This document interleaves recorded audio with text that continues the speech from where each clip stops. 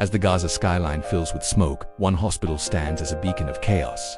This is the Jordanian hospital in Tal al-Hawa. It houses around 300 patients, many of them children. But now they're telling all patients to leave. Ambulances are racing toward the border, but how many patients can they carry? What happens to those left behind? Humanitarian groups say this could soon trigger a health crisis in Gaza. Now, we heard from Israel's Prime Minister Benjamin Netanyahu earlier in the week. He said his attacks are focused on Hamas and Islamic Jihad. But Palestinians like 27-year-old Abir are telling a very different story. She survived an Israeli airstrike that killed 9 members of her family. Where were they all standing? Right outside their home, waiting for an ambulance. So who exactly is being targeted here? Is this war a legitimate defense against a terrorist threat or indiscriminate aggression against civilians?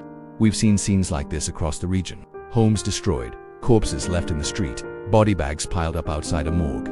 Now let's talk about the international response. Earlier this week, the United Kingdom, along with Canada, Australia and Portugal, became the first Western nations to recognize the State of Palestine. They say it's a step towards a lasting peace.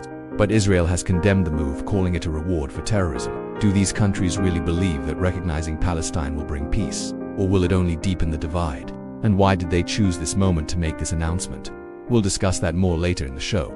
Here in New Zealand, tens of thousands of people marched to Parliament today to show their support for Palestine. But there were also die-in protests in Melbourne and Sydney. Here in Aotearoa, there's a growing call for our government to take a stand on Palestine.